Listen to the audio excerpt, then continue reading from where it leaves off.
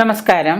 നമുക്ക് വിവാഹ നിശ്ചയം നടന്നിട്ട് ചില വിവാഹങ്ങൾ നടക്കാതെ പോകുന്നു. സാധാരണ നമ്മൾ വിവാഹം നിശ്ചയം നടന്നാൽ വിവാഹത്തിന് തുല്യമാണ് എന്നാണ് എല്ലാവരും കരുതാറ്. അങ്ങനെ ആയിരുന്നുവെങ്കിൽ തന്നെയും വിവാഹ നിശ്ചയം പറഞ്ഞ സമയത്ത് വിവാഹ നിശ്ചയമൊക്കെ നടത്തി, ഇപ്പോൾ റിംഗ് എക്സ്ചേഞ്ച് ഒക്കെ ഉണ്ട്, അതെല്ലാം കഴിഞ്ഞു, ആർഭാടമായിട്ടെല്ലാം കഴിഞ്ഞ് കുറച്ച് ഒരു മാസമോ 2 മാസമൊക്കെ കഴിയുമ്പോൾ കുട്ടികൾ പരസ്പരം സംസാരിക്കുകയും വിളിക്കുകയും പറയുകയൊക്കെ ചെയ്യും. വേറെ എന്തെങ്കിലുമൊക്കെ സംസാരങ്ങളാവും. ചില കല്യാണങ്ങൾ ആ ഒരു ഇതിൽ പലരും അത് വിളിച്ച് ചോദിക്കാറുണ്ട്.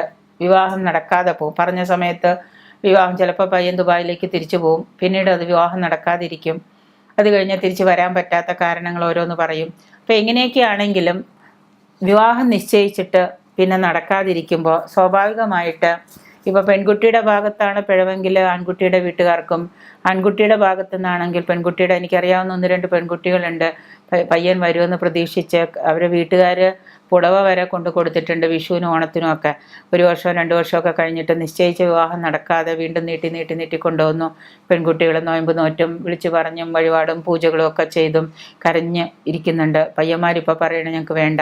അപ്പോൾ എന്തുകൊണ്ടെന്ന് ചോദിച്ചു കഴിഞ്ഞാൽ നിശ്ചയിച്ച വിവാഹം നടക്കാതിരിക്കുന്നതിന് ഒരു കാരണമല്ല, പല കാരണങ്ങൾ. അവിടെ നമ്മൾ ഏറ്റവും പ്രധാനമായിട്ട് ആദ്യം തന്നെ ജാതക പൊരുത്തം ചിലപ്പോൾ നോക്കിയിട്ടുണ്ടാവില്ല.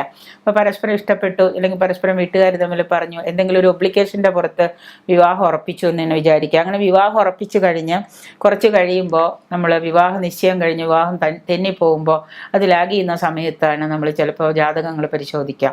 അങ്ങനെ ജാതകങ്ങൾ പരിശോധിക്കുമ്പോൾ കാണുന്ന ഒരു പ്രധാന പ്രശ്നം എന്ന് വെച്ച് കഴിഞ്ഞാൽ പെൺകുട്ടിയുടെ ആ ജാതകത്തിൽ ആ സമയത്ത് വിവാഹയോഗം നടക്കേണ്ടതും പയ്യൻ്റെ ഈ ജാതകത്തിൽ വിവാഹം നടക്കണ്ടാത്ത സമയവുമാണ്. ഓരോരുത്തർക്കും വിവാഹത്തിനൊരു യോഗമുണ്ട്. ആ വിവാഹ യോഗം വന്ന് പെട്ടാലേ നമുക്ക് എന്താണ് മംഗല്യഭാഗ്യം വരുള്ളൂ, ആൺകുട്ടിയായാലും പെൺകുട്ടിയായാലും. അപ്പം പെൺകുട്ടിക്ക് ചിലപ്പോൾ വിവാഹയോഗമുള്ള സമയത്തായിരിക്കും ഈ പയ്യൻ്റെ ആലോചന വന്നു, ആലോചന മുറുകി, വീട്ടുകാർ സമ്മതിച്ചു, അവർ മോതിരം റിംഗ് എക്സ്ചേഞ്ച് നടന്നു, എൻഗേജ്മെൻ്റ് ഒക്കെ കഴിഞ്ഞു, എല്ലാം കഴിഞ്ഞു. പക്ഷേ കുറച്ച് കഴിയുമ്പോഴത്തേക്കും അതൊരു വിവാഹ നിശ്ചയമാണെങ്കിലും വിവാഹം പോലെ അതൊരു ചടങ്ങായിട്ടൊക്കെ എല്ലാവരും നടത്തി എങ്കിലും ഈ താലികെട്ടൽ പാരമ്പര്യേതര വിവാഹം എന്ന് പറയുന്ന സംഗതി നടക്കാൻ ചിലപ്പോൾ അവിടെ പല തടസ്സങ്ങളും വന്നു ചേരും. അതിൻ്റെ കാരണം ഒന്ന്, വിവാഹപ്രായം 2 പേർക്കും വ്യത്യസ്ത പ്രായമായിരിക്കും എന്നുള്ളത്. അപ്പോൾ ആദ്യം നമ്മൾ വിവാഹ ആലോചന വരുന്ന സമയത്ത് ആദ്യം നോക്കേണ്ടത് 2 പേർക്കും വിവാഹത്തിന് സമയമായോ നോക്കണം. ഇനിയിപ്പോൾ പെൺകുട്ടിക്ക് സമയമാണ്, ആൺകുട്ടിക്ക് സമയം അല്ലെങ്കിൽ പൊരുത്തം നോക്കുന്ന സമയത്ത് നമുക്കറിയാം ഇത് ചിലത് നടക്കാത്തതാണ്, അത് നോക്കിയിട്ട് കാര്യമില്ല എന്നറിയാം. പൊരുത്തം ഉണ്ടെങ്കിലും അത് നടക്കില്ല എന്നറിയാം. ഒന്ന്. രണ്ടാമത്തെ കാര്യം, ജാതകത്തിൽ ഏതെങ്കിലും തരത്തിലുള്ള പാപദോഷങ്ങളുണ്ടോ എന്ന് നോക്കണം. ഉദാഹരണമായിട്ട് ചില ജാതകങ്ങളിൽ 7ാം ഭാവത്തിൽ കുജനോ 8ാം ഭാവത്തിൽ ചന്ദ്രാലെട്ടിൽ കുജനോ ശുക്രാലെട്ടിൽ കുജനോ ലഗ്നാലോ ഒക്കെ കുജനുണ്ടാവാം. ഇങ്ങനെ കുജൻ്റെ ദോഷമുള്ളവർക്ക് അല്ലെങ്കിൽ 7ാം ഭാവത്തിൽ ആദിത്യനുണ്ടൊക്കെ വന്നു കഴിയുമ്പോൾ ചിലപ്പോൾ വിവാഹങ്ങൾ തടസ്സപ്പെടാം, വിവാഹം നടക്കാതിരിക്കാം. ഈ ചൊവ്വാദോഷം കൊണ്ട് ചിലപ്പോൾ വിവാഹത്തിന് താമസം വരാം. പയ്യൻ്റെ ജാതകത്തിൽ ചിലപ്പോൾ അതുണ്ടാവില്ല, ചിലപ്പോൾ പയ്യനുണ്ടാവാം, പെൺകുട്ടിക്കുണ്ടാവില്ല. ഇങ്ങനെയുള്ള കാരണങ്ങൾ വരുമ്പോൾ അവിടെ പാപസാമ്യത്തിൽ ഏറ്റക്കുറച്ചിലുകൾ വരാം.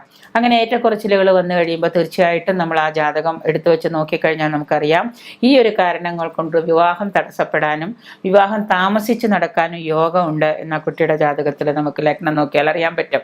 ആ കുട്ടിയുടെ ഗ്രഹനില പരിശോധിച്ച് കഴിഞ്ഞാൽ ആൺകുട്ടിയുടെ ആയാലും പെൺകുട്ടിയുടെ ആയാലും നോക്കിയാൽ നമുക്കറിയാൻ പറ്റും. അപ്പം നമ്മൾ അങ്ങനെ ഒരു കാര്യം ഉണ്ടെങ്കിൽ ഉടനെ ആ ഗ്രഹനില പരിശോധിച്ച് ലഗ്നാലോ ചന്ദ്രാലോ ഇങ്ങനെ ഒരു വിവാഹ തടസ്സം ഉണ്ടെങ്കിൽ അതിന് നമ്മൾ എന്ത് ചെയ്യണം, അതിന് നമ്മൾ പരിഹാരം ചെയ്യണം. അതിന് പരിഹാരം ചെയ്തതിന് ശേഷം മാത്രമേ നമുക്ക് എന്ത് ചെയ്യാൻ പറ്റുള്ളൂ, അതിനുള്ള ഒരു റെമഡി നമുക്ക് കണ്ടുപിടിക്കാൻ പറ്റുള്ളൂ. അത് എന്താണെന്ന് കണ്ടതിന് ശേഷമേ നമുക്ക് അതിനൊരു റെമഡി ആവുള്ളൂ. അടുത്തത് രണ്ടാമത്തെ കാര്യം. മൂന്നാമതായിട്ട് വരുന്ന കാര്യം എന്ന് പറഞ്ഞാൽ ചില പെൺകുട്ടികളുടെ ജാതകത്തിൽ ഒരു പുനർവിവാഹ യോഗം അല്ലെങ്കിൽ ആൺകുട്ടികളുടെ ജാതകത്തിൽ ഒരു പുനർവിവാഹ യോഗം പറഞ്ഞിട്ടുണ്ടാവും. അത് പെട്ടെന്നൊരു ജാതക പൊരുത്തം എടുത്ത് വെച്ച് നോക്കുമ്പോൾ അല്ലെങ്കിൽ വിവാഹ പൊരുത്തം നോക്കുമ്പോൾ ജാതകം നോക്കുമ്പോൾ പെട്ടെന്നൊന്നും ചിലപ്പോൾ അറിയാൻ സാധിച്ചു എന്ന് വരില്ല. അത് സൂക്ഷ്മമായിട്ട് പരിശോധിച്ച് കഴിഞ്ഞ് നമ്മൾ നോക്കുമ്പോഴായിരിക്കും ചിലപ്പോൾ ഒരു പുനർവിവാഹ യോഗം, ഒരു രണ്ടാമതൊരു വിവാഹയോഗം, അല്ലെങ്കിൽ ഏതെങ്കിലും ഒരു മതത്തിൽപ്പെട്ട ഒരു അന്യമതത്തിൽപ്പെട്ട ഏതെങ്കിലും ഒരു വ്യക്തിയായിട്ടൊരു അഫെയർ ഉണ്ടാവണം. ആ അഫെയർ വിവാഹമല്ലാതെ മറ്റു തരത്തിലുള്ള ബന്ധങ്ങളായി തീരണം എന്നൊക്കെ അപ്പോൾ ചോദിക്കും, ഇങ്ങനെയൊക്കെ അറിയാൻ പറ്റുമോ ജാതകത്തിൽ? എന്നോട് ഒരാൾ ചോദിച്ചതാണ്. അതൊക്കെ അറിയാൻ പറ്റുമോ? ഇതൊക്കെ എല്ലാവർക്കുള്ള കാര്യങ്ങളല്ലേ, രഹസ്യമല്ലേ? രഹസ്യമൊന്നുമല്ല. ജാതകം ഒരു ഗ്രഹനില പരിശോധിച്ച് വ്യക്തമായിട്ട് സൂക്ഷ്മമായിട്ട് നമ്മൾ പരിശോധിച്ച് കഴിഞ്ഞാൽ അതിൽ ഒരുവിധമുള്ള കാര്യങ്ങളൊക്കെ നമുക്ക് അറിയാൻ പറ്റും. 98% കാര്യങ്ങളും ഒരു വ്യക്തിയെക്കുറിച്ച് നമുക്ക് പഠിക്കാൻ പറ്റും. പിന്നെ ചില കാര്യങ്ങളൊക്കെ പറയുമ്പോൾ നമ്മൾ മറച്ചു വയ്ക്കുന്നത് എന്തുകൊണ്ടാണെന്ന് വെച്ച് കഴിഞ്ഞാൽ കേൾക്കുന്നവർക്കും ബുദ്ധിമുട്ട്, പറയുന്നവർക്കും ബുദ്ധിമുട്ട്, അത് ഉൾക്കൊള്ളാൻ പറ്റാത്ത കാര്യങ്ങളൊക്കെ ആയിരിക്കും. അതുകൊണ്ടാണ് ചില കാര്യങ്ങളൊക്കെ നമ്മൾ വ്യക്തതയോടെ പറയാത്തതും. അപ്പോൾ അങ്ങനെ ഒരു കാര്യമുള്ളതുകൊണ്ട് എന്താണ്, അങ്ങനെ ഒരു മുൻ ബന്ധം ഉണ്ടെങ്കിൽ ആ ബന്ധം ചിലപ്പോൾ വിവാഹത്തിൽ കലാശിച്ചിട്ടുണ്ടാവാം. ഏതെങ്കിലും പൂർവ്വ പ്രണയബന്ധം ചിലപ്പോൾ വിവാഹം പോലെ വല്ല ഈ പിള്ളേരൊക്കെ ഇന്നത്തെ കാലത്ത് പോയിട്ട് വല്ല അമ്പലത്തിൻ്റെ നടക്കി വെച്ച് വല്ല മോതിരോടെ ഗാന്ധർവ വിധി പ്രകാരം വല്ല കഴുത്തിൽ മാലയിട്ട് കളിക്കുക ഇങ്ങനെയൊക്കെ ചെയ്യുന്നവരൊക്കെ ഉണ്ടെന്ന് അറിയില്ല. നമുക്ക് ഈ തലമുറ വളർന്നു വരുമ്പോൾ ഈ തലമുറ ഇപ്പോഴത്തെ ആധുനിക തലമുറയ്ക്ക് എപ്പോൾ ചെയ്യാൻ തോന്നുന്നു വെച്ചാൽ അവരപ്പം അങ്ങ് ചെയ്തേക്കും. മറ്റത് രക്ഷകർത്താക്കളെ പാരൻസിനൊന്നും പേടിക്കേണ്ട അവസ്ഥയൊന്നും അവർക്കില്ല. ഇപ്പം പണ്ട് അങ്ങനെയല്ല. മാതാപിതാക്കൾ, പിതൃക്കൾ, അല്ലെങ്കിൽ അച്ഛനമ്മമാർ, മാതാപിതാക്കൾ, അമ്മാവന്മാർ, ഇവരൊക്കെ നമ്മുടെ മുത്തശ്ശന്മാർ മുത്തശ്ശിമാരൊന്നും അറിയാതെയും പറയാതെയും ഒരു കാര്യമൊന്നും നടക്കില്ല. ഇപ്പം ഇങ്ങനെയല്ല. കല്യാണം കഴിക്കണം തോന്നിയാൽ നേരെ പെണ്ണും ചെറുക്കനും കൂടെ പോകും. ഏതെങ്കിലും വണ്ടിയുമ്പോൾ ബൈക്കുമ്പോൾ കയറും, ഏതെങ്കിലും അമ്പലത്തിൽ പോകും. ചിലപ്പോൾ താലി കെട്ടും, ചിലപ്പോൾ മോതിരം ഇടും, ചിലപ്പോൾ ഒരു അമ്പലത്തിൽ പോയി ഒരു ദിവസം താമസിച്ച് തിരിച്ചു വരും. വീട്ടുകാർ പാവം വിചാരിക്കും മോളും മോനും ജോലിക്ക് പോയതാണ്, അയ്യോ കഷ്ടം, ഞങ്ങൾ അറിഞ്ഞില്ല എന്ന് പറയും. അപ്പോൾ അവിടെ അങ്ങനെ ഒരു യോഗം ഉണ്ടാവാം. ഇപ്പം നമ്മളിവിടെ വിവാഹം നിശ്ചയിച്ച് കഴിയുമ്പോൾ ആ നിശ്ചയം മുടങ്ങുന്ന സമയത്ത് നമുക്ക് ചിന്തിക്കാം അവിടെ പുനർവിവാഹ യോഗം ഉണ്ടായിട്ടുണ്ടാവാം. ആ പുനർവിവാഹ യോഗം ചിലപ്പോൾ ഈ നിശ്ചയിച്ച വിവാഹം മുടങ്ങുന്നതോടുകൂടി ആ രണ്ടാം കല്യാണത്തിൻ്റെ യോഗം ചിലപ്പോൾ അങ്ങനെ പോവാം.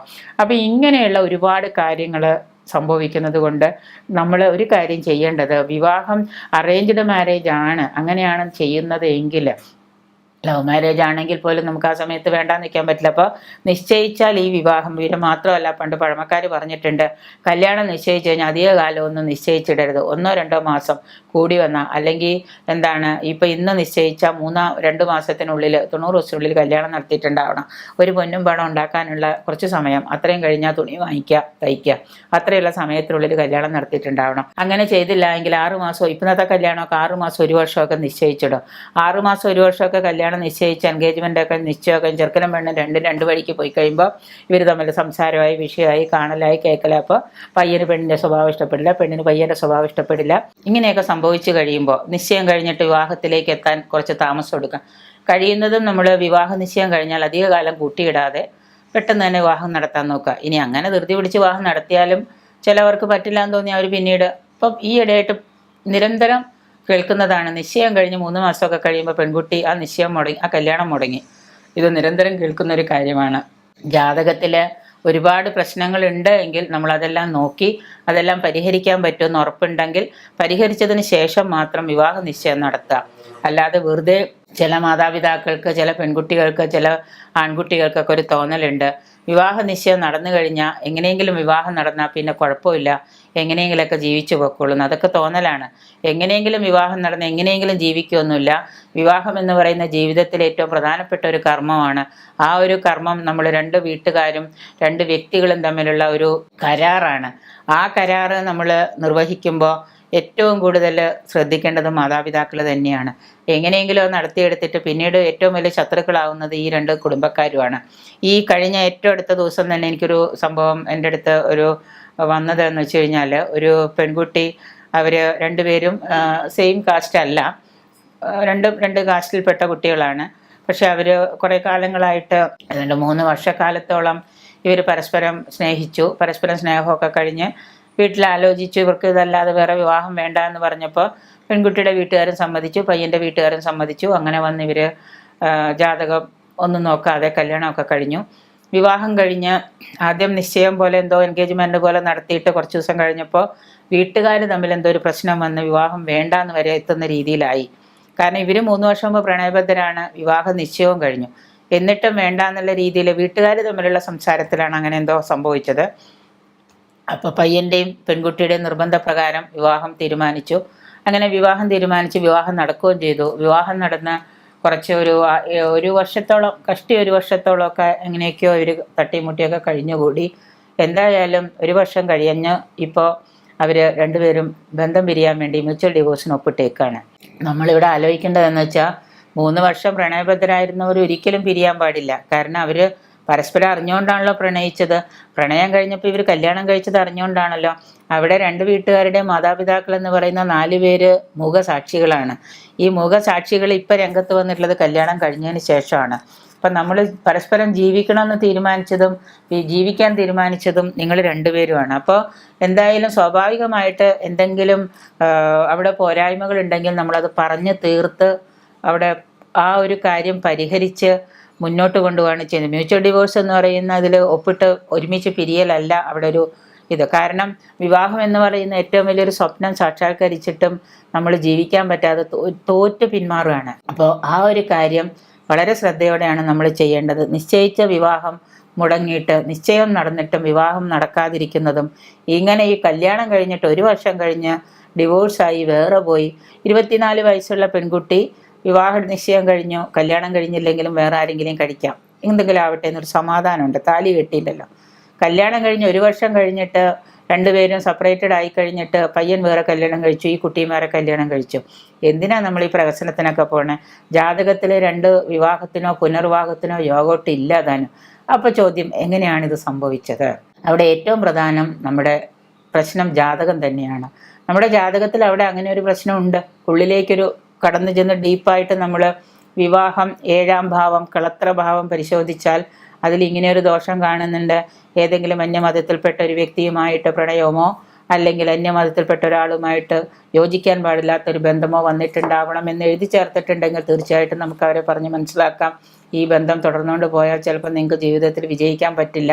അതുകൊണ്ട് ഇത് നിശ്ചയവും വിവാഹവും ഒക്കെ ആവുന്നതിന് മുൻപേ നമുക്ക് ഇതിൽ നിന്ന് പിന്മാറാം. അപ്പം ദൈവത്തെ ഓർത്ത് നമ്മൾ ചെയ്യേണ്ടത് ഇതൊരു തമാശയോ കുട്ടിക്കളിയോ അല്ല എന്നുള്ള ചിന്തയോടുകൂടി തന്നെ വിവാഹ നിശ്ചയം നടന്നിട്ട് മുടങ്ങാതെയും വിവാഹം കഴിഞ്ഞിട്ട് 1 വർഷം കഴിഞ്ഞ് ഡിവോഴ്സ് ആവാതെ ഇരിക്കാനായിട്ട് നമ്മൾ അതിൻ്റെ ഗൗരവത്തോടു കൂടി തന്നെ കണക്കിലെടുക്കുക. ഒരിക്കലും നമ്മൾ ഇതിനെ നിസ്സാരമെന്ന് തള്ളിക്കളഞ്ഞാൽ തീർച്ചയായിട്ടും നമ്മൾ ഭാവിയിൽ വലിയൊരു കോൺസിക്വൻസ് ആയിരിക്കും നമുക്ക് ഇതിൽ നിന്ന് അനുഭവിക്കാൻ പറ്റും. ഇനി ഇതൊന്നും ഞങ്ങൾക്ക് പ്രശ്നമല്ല എന്ന് പറയുന്നവർ മാനസികമായിട്ട് പൊരുത്തപ്പെട്ട് എല്ലാ പ്രതിബന്ധങ്ങളെയും തരണം ചെയ്ത് അച്ഛനമ്മമാരെയും സമൂഹത്തെയും ചുറ്റുപാടുകളെയും എന്തിനും നിങ്ങളുടെ ചിന്തകളെ പോലും തരണം ചെയ്ത് നിങ്ങൾക്ക് ഒരുമിച്ച് ജീവിക്കാൻ പറ്റും എന്ന് ബോധ്യമുണ്ടെങ്കിൽ 100% ബോധ്യമുണ്ടെങ്കിൽ നമ്മളവിടെ വിജയിച്ചു.